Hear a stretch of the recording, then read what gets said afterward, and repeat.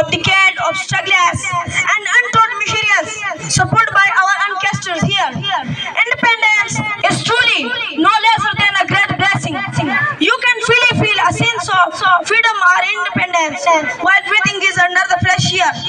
We all stand protected because of this independence.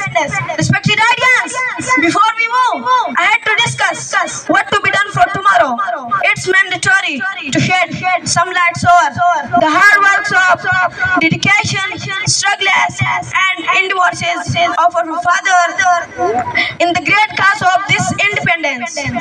The efforts of Qaid-e-Azam, the struggles of Allama Muhammad Iqbal, and the preaching of Sir Sayyid Ahmad Khan, and the effort of thousand Muslims freedom fighters from all walks of the life can never ever be ignored. That's all. Thank you.